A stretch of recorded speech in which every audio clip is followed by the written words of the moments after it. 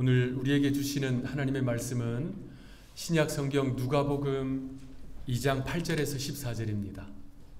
누가복음 2장 8절에서 14절. 저와 여러분들이 한 절씩 교독하시고 14절 말씀 합독하겠습니다. 그 지역의 목자들이 밤에 밖에서 자기 양떼를 지키더니 주의 사자가 곁에 서고 주의 영광이 그를 두루 비추니 크게 무서워하는지라. 천사가 이르되 무서워하지 말라. 보라, 내가 온 백성에게 미칠 큰 기쁨의 좋은 소식을 너희에게 전하노라. 오늘 다윗의 동네에 너희를 위하여 구주가 나셨으니 곧 그리스도 주시니라. 너희가 가서 강보에 쌓여 구유에 뉘어 있는 아기를 보리니 이것이 너희에게 표적이니라 하더니 호련히 수많은 천군이 그 천사들과 함께 하나님을 찬송하여 이르되. 함께 읽겠습니다. 지극히 높은 곳에서는 하나님께 영광이요 땅에서는 하나님이 기뻐하신 사람들 중에 평화로다. 아멘. 오늘 우리는 성탄주일 예배로 이 주일을 지키고 있습니다. 성탄절 아직 며칠 남아 있지만 주님의 탄생을 기뻐하고 축하하며 그 은혜에 감사하는 이 주일에 우리 먼저 저와 여러분들이 인사 나누겠습니다. 메리 크리스마스. 여러분 앞뒤 좌우에 계신 분들 손잡아 주시면서 성탄절 인사 나누겠습니다. 메리 크리스마스. 아멘. 성탄의 기쁨과 평강과 은혜가 오늘 이 주일에 이 자리에 나온 저와 여러분들, 그리고 원근 각처에 흩어져 있는 우리 자녀손들, 하누리 권속들, 환우들에게 충만하기를 주님의 이름으로 축원합니다. 뿐만 아니라 전쟁의 포화 속에서 고통당하는 지구촌의 백성들, 가난하고 소외된 사람들, 천하 만민들, 만물들에게도 성탄으로 말미암는 평강과 기쁨과 은혜가 충만하기를 주님의 이름으로 축원합니다. 이 성탄의 복된 소식은 마땅히 널리 알려져야 합니다. 왜냐하면 이것이 가장 큰 기쁨의 좋은 소식이기 때문입니다. 이 소식은 지금으로부터 2000년 전 천사들에 의해서 전해졌지요. 목자들이 밤에 자기들의 양떼를 들판에서 돌보고 있었습니다. 그들에게 천사들이 빛난 영광 가운데 나타났습니다. 그 신비로운 빛과 함께 나타난 천사들을 바라보는 이 목자들에게는 큰 두려움이 있었습니다. 그래서 천사들이 목자들에게 한 첫 번째 이야기는 무서워하지 말라입니다. 하나님과 하나님이 보내신 주의 사자들, 천사들을 대면하게 되면 두려움을 느낍니다. 신비로운 그 영적인 임재 앞에서 압도되기 때문이지요. 그런데 그러한 두려움을 느끼는 주의 백성들에게 하나님은 한결같이 말씀하셨습니다. 하나님이 하신 첫 번째 말씀, 두려워하지 말라, 두려워하지 말라. 구약의 아브라함에게 그랬고요. 또 모세와 여호수아에게 그랬고요. 신약 시대에도 사가랴에게, 또 마리아에게, 사도 바울에게도 하나님께서 그렇게 말씀하셨습니다. 오늘 우리는 이 본문을 통해서 주의 탄생의 소식을 다시 접합니다. 이 말씀을 통해서 주님이 우리에게 이렇게 말씀하시는 줄로 믿습니다. 두려워하지 말라, 두려워하지 말라. 주님의 이 말씀에 우리 속에 있는 각양의 두려움의 요소들, 걱정과 근심, 불안과 우울이 주의 이 말씀으로 말미암아 사라지게 될 줄로 믿습니다. 그렇게 목자들 앞에 나타난 천사들이 전해준 소식이 있습니다. 오늘 본문 10절에서 12절. 천사가 이르되 무서워하지 말라. 보라, 내가 온 백성에게 미칠 큰 기쁨의 좋은 소식을 너희에게 전하노라. 오늘 다윗의 동네에 너희를 위하여 구주가 나셨으니 곧 그리스도 주시니라. 너희가 가서 강보에 쌓여 구유에 뉘어 있는 아기를 보리니 이것이 너희에게 표적이니라 하더니. 천사가 전해준 온 백성에게, 온 인류에게 미칠 가장 큰 기쁨의 좋은 소식, 구세주의 탄생입니다. 그래서 너희가 가서 강보에 쌓여 구유에 뉘어 있는 아기를 보리니, 어서 가서 그 아기를 보라는 거예요. 그런데 이 12절 말라어 원문을 그대로 직역하면 이렇습니다. 너희가 아기를 그곳에서 발견할 것이다. 어디에서요? 구유에서. 온 백성, 온 인류에게 미칠 가장 큰 기쁨의 소식, 구세주의 탄생. 하나님께는 영광이요, 땅에는 평화를 주실 메시아의 탄생. 그 탄생하신 아기 예수님을 어디서 발견하고 어디서 만날 수 있다고 합니까? 구유에서.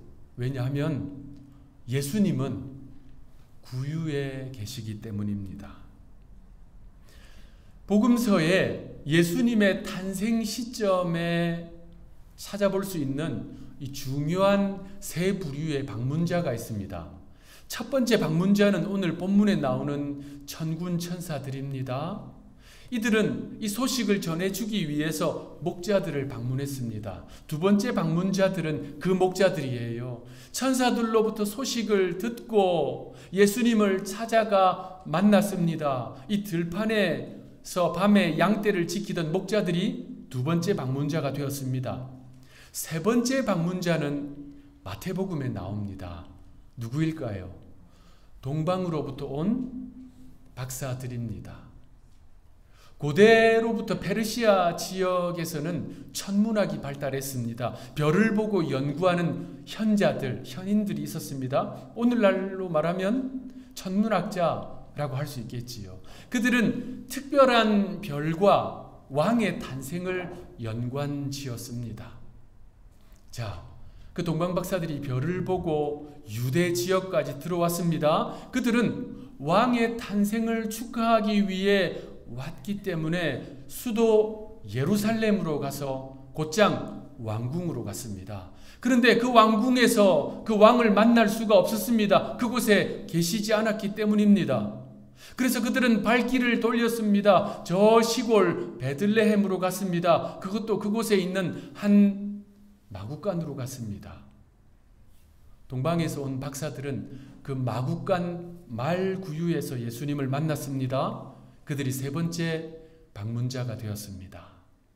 여러분, 그 동방으로부터 온 박사들은 이방인들이었습니다. 그런데 그들은 참된 경배를 올려드렸습니다. 보배합을 열어서 황금과 유향과 모략을 예수님께 예물로 올려드렸습니다. 그리고 그 자리에 엎드려 경배했습니다.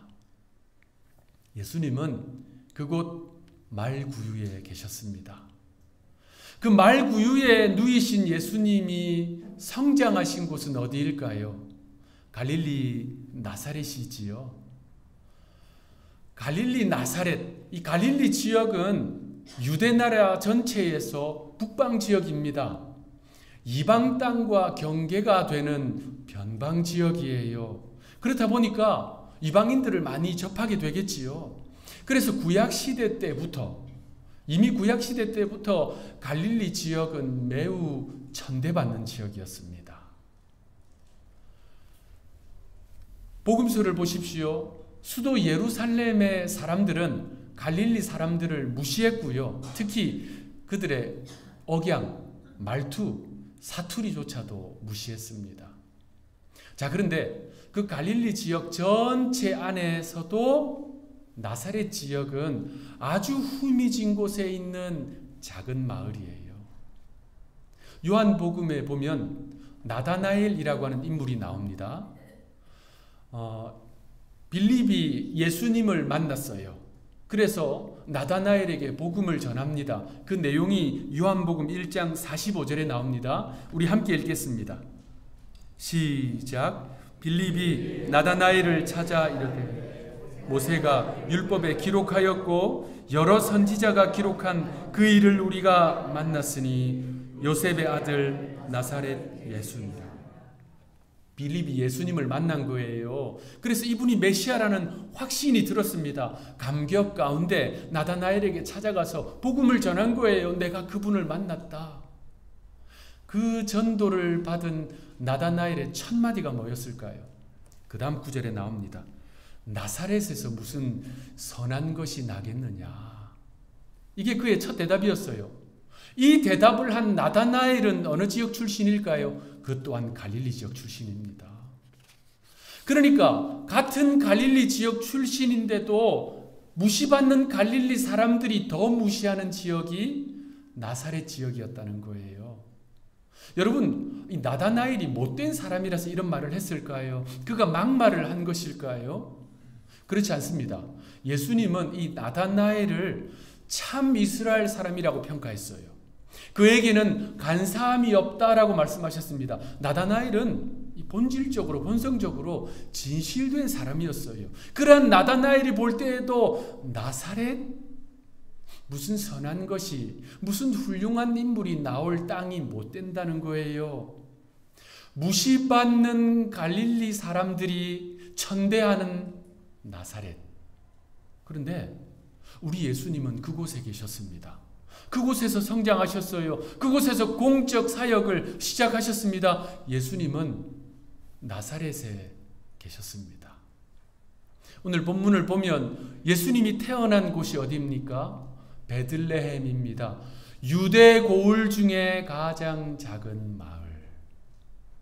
그런데 아무리 가난하고 작은 마을이라 할지라도 애가 태어나면 따뜻한 곳에, 깨끗한 곳에 누이는 것이 인지상정이잖아요.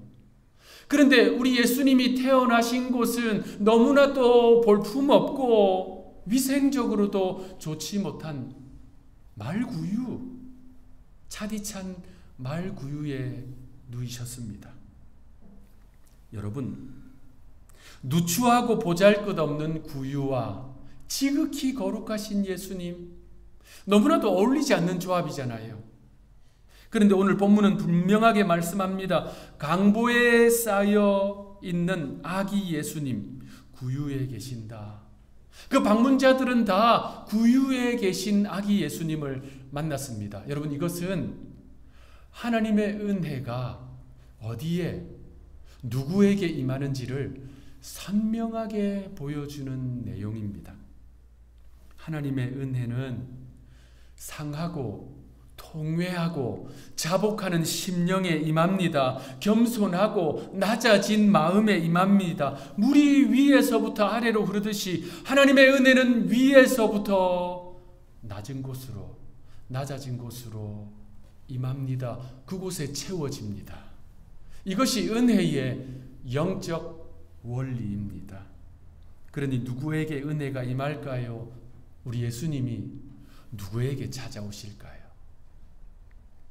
새벽 시간에 출애굽기 강해를 하면서 시내산에서 만들어진 그 성막의 구조에 대해서 다루었습니다. 하나님은 모세에게 내가 성막에 임할 테니까 성막을 지으라 명령하셨지요. 그래서 하나님은 그 성막 안에 있는 지성소에 임재하셨어요. 성막 안에 있는 이 지성소, 그 지성소에 있는 예배의 도구들은 하나님의 거룩하심을 상징하기 때문에 순금으로 거의 다 만들어졌습니다. 그런데 그 성막을 싸고 있는 것이 무엇일까요? 해달의 가죽입니다. 거칠고 거친 해달의 가죽. 그 속에 있는 빛나고 아름답고 고귀한 것에 비해서 너무나도 보잘것없어 보이는 해달의 가죽. 여러분, 이 영적인 진리를 깨달은 사도 바울은 이렇게 고백했습니다. 고린도후서 4장 7절 우리 합독하겠습니다. 시작. 우리가 이 보배를 질그릇에 가졌으니 이는 심히 큰 능력은 하나님께 있고 우리에게 있지 아니함을 알게 하려 합니다. 여러분, 우리는 질그릇과 같은 존재입니다. 지극히 소박하고 평범해요. 심지어 깨어지기도 쉽습니다. 그런데 하나님의 아들 보배로우신 주님이 어디에 계십니까? 그 질그릇 안에 계신다는 거예요. 구유와 같은 나의 심령에 나사렛같이 선한 것이라고는 찾아볼 수 없는 그곳에 우리 주님께서 임재하시고 거하신다는 것입니다. 이것이 바로 복된 소식입니다. 오늘 본문은 그 은혜를 우리에게 보여주시는 것입니다. 구약시대 이스라엘 나라의 역사를 쭉 살펴보면요, 가장 찬란했던 시대가 언제인가 꼽으라면 아마 이구동성으로 다윗이 통치하던 시대라고 말할 겁니다. 그런데 반대로 가장 암울하고 비참했던 시대가 언제인가? 당연히 바벨론 제국에 의한 멸망이지요.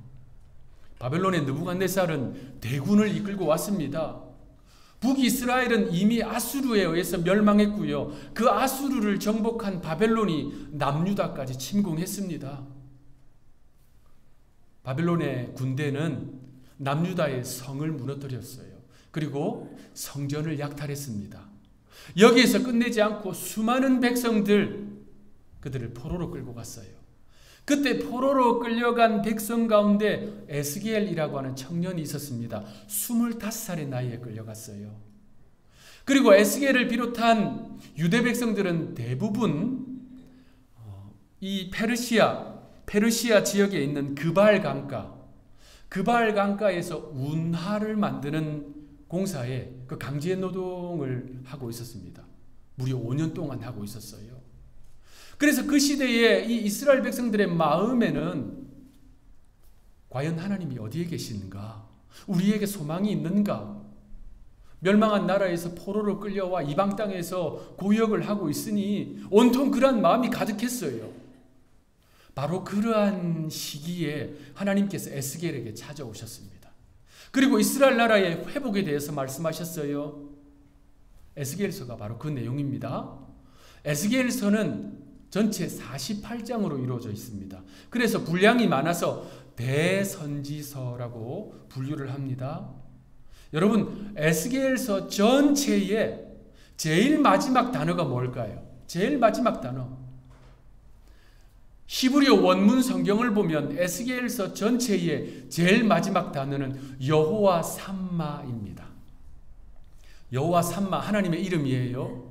여호와 삼마의 뜻은 여호와께서 그곳에 계신다입니다. 하나님이 그곳에 계신다. 여호와 삼마, 바벨론에 의해서 회파되고 무너지고 절망 가운데 있는 땅이지만 하나님이 그곳에 계심으로 거룩하게 회복될 것이다. 여호와 삼마, 하나님의 이름을 걸고 회복을 약속해 주시는 것이 바로 이 여호와 삼마의 뜻입니다.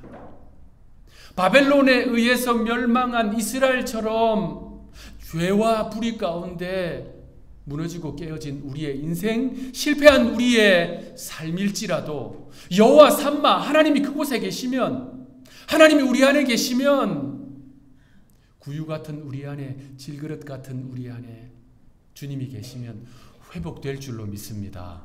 다시 일어설 줄로 믿습니다. 사랑하는 한두리 성도 여러분, 우리 예수님이 어디 계신다고요? 구유에 계십니다.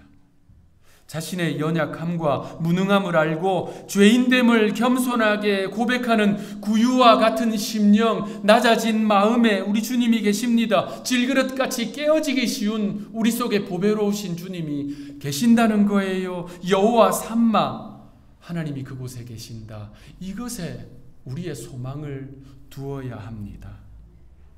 그러므로 이 진리를 붙드시기 바랍니다. 이 은혜에 감사하시기 바랍니다. 구유와 같은 나의 심령, 질그릇과 같은 나의 인생 가운데 찾아오신 주님을 바라보면서 다시 일어서는 하나님의 자녀들 되시기를 구주 예수님의 이름으로 축원합니다. 기도하겠습니다. 강보에 쌓여 구유에 누이신 주님, 질그릇 같은 우리 속에도 오시옵소서.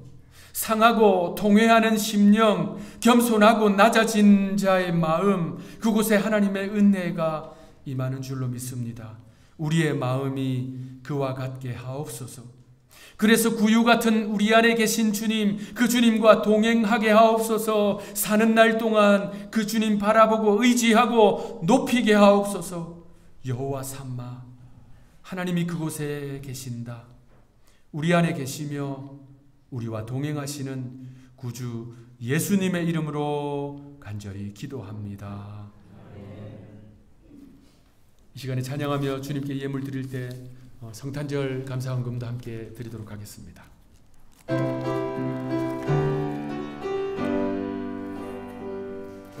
당신은 영광의 왕, 당신은 평강의 왕, 당신은 하늘과 땅의 주, 당신은 정의의 아들. 천사가 무릎 꿇고 예배하고 찬송하네.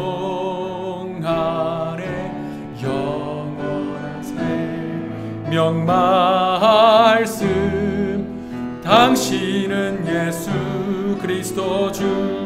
호산나 호산나 다윗의 자손께, 호산나 불러 왕 중의 왕.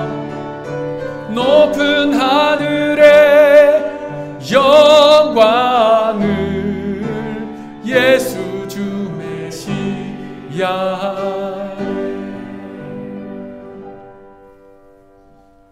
주님, 우리를 위해 말구유에 구유 같은 우리의 심령에 질그릇 같은 우리 인생에 친히 임하여 주시니 감사합니다.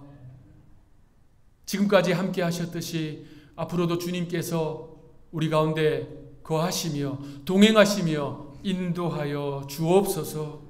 그 주님의 사랑에 감사하여서 사랑하는 주의 백성들이 이 자리에 달려나와 예배드리고 예물을 구별해서 주께 올려드립니다. 우리의 예배와 예물을 받아주시고 생명 살리는 일에 귀하게 써 주옵소서.